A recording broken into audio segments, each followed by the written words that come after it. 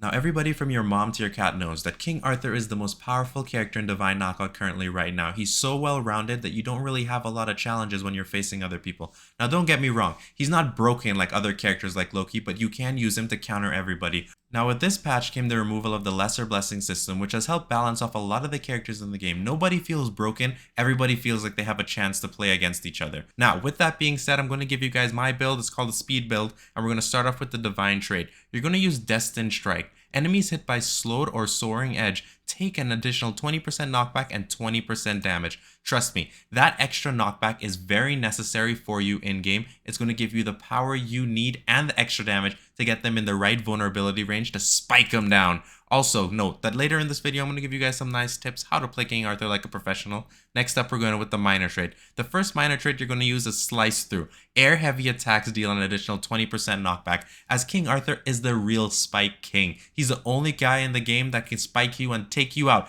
in less than 10 seconds. It's ridiculous sometimes, especially if you're going up against a brand new player who doesn't know what to do. Next up, for the next divine trait, you're going for Avalon. Heavy attacks during Might of Excalibur deal an additional 15% knockback. Now, Might of Excalibur is buffed to the heavens. It's extremely strong right now, especially once you master the range of Excalibur. You'll be able to catch a lot of people off guard as well as counter their abilities. Oh, and especially if you get them with a nice heavy attack or a spike into the ground, oh, that's GG right there. Okay, so we're going on to the next part, which is going to be the last minor trait, which is in my opinion one of the most important for this build. You're going to need Rallying Cry. The speed buff of Albion's Rally is increased by 15%. Now, I know this isn't as exciting as the other traits. However, this coupled with the greater blessings is going to make you stand out greatly in your gameplay. As remember, King Arthur's mobility isn't like anybody else's. It gives you a massive speed boost when you land, and you can use that speed to maneuver around or get attacks off a lot faster than your enemies.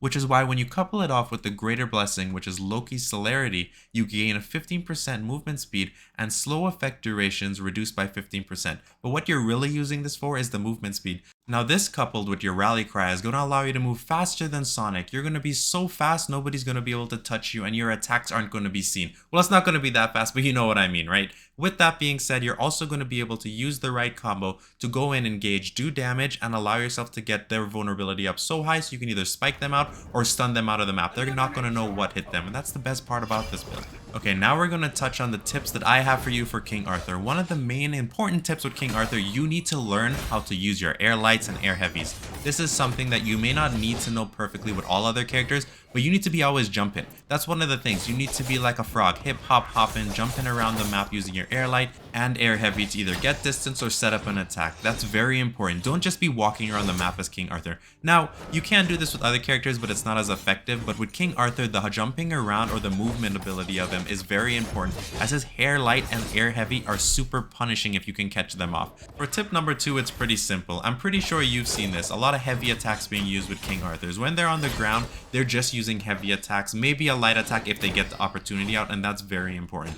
Using those heavy attacks on King Arthur is extremely punishing. If they have high enough vulnerability, it can be a one-shot out of the arena, or you can use it in the right angles to get them right off the map so you can immediately run in, use an air light into an air heavy, or just use an air heavy and spike them into oblivion, giving you that first round victory. As well as it keeps them knocked back, because with King Arthur, his light attack range isn't the best, so using that heavy attack gives you that extra distance you need to connect with your enemies. So that's why you see a lot of King Arthur players constantly using those heavy attacks. Another tip right now is going to be very simple. Using your Soaring Edge. Why is Soaring Edge very important? Because it slows. When you slow your opponent, you're allowing yourself the opportunity for a lot of different combos, as well as to buy you some time to maybe get your other cooldowns back up, or just to buy your time to see if you can think of a plan to knock out your opponent in an easy way. Sometimes you need that. Or just simply get your opponent's vulnerability higher up. With that being said, using this is so important that you can counter a lot of your enemy's abilities. And let me tell you, it's always super satisfying to interrupt somebody's abilities, send them either on 50% cooldown or just cancel it out altogether. For example, if Hercules is charging towards you and you use that, it instantly negates it. Or for example, if Loki's coming in to use his acrobatic vaults or whatever and you hit him with that, that's GG right there, you know what I mean? On top of that, if I miss my rally cry and I know where my opponent is, he's not too close to me but he dodged out, I will instantly use my Soaring Roar if I get the opportunity, and it will knock him back and slow him, allow me to do a nice counter on him to get some early damage. Now, his stun is another tip that I want to talk about. The stun, try your best not to spam it, because any good player is always trying to bait your stun, and once your stun is baited, that's when we go in. That's what I usually do. Once I bait the King Arthur stun, I go in to attack him. So if you can hold your stun for the right moments and understand the range of it, you'll be able to destroy any other player that you're fighting up against. Learning the range is super important. Obviously, in your first couple games, you're probably not going to master it immediately. Now, the last tip I'm going to talk about is his ultimate, Might of Excalibur, and why it's super important to learn how to use it. Now, obviously, there are going to be other things you can learn with King Arthur, and that's why I try to make videos of me doing gameplay so people who don't know can watch and learn with me. So, with Might of Excalibur, learn that it has a massive knockback potential. You can use it in the air, and if you do it in the air, you'll be immune for a couple seconds and drop straight to the ground, doing a massive knockback on whoever is around you. It can save you from a lot of deadly attacks, as well as knock your enemies out. It's super great, as its range is long, so if you can master it, you can interrupt a lot of abilities and attacks coming towards you, as well as do some damage or get some early knockouts on your opponents. And this is how I play King Arthur, one of the best characters in Divine Knockout currently right now, as well as one of my favorite characters in terms of aesthetics. I would give King Arthur a perfect 8 out of 10 spicy chicken nuggets.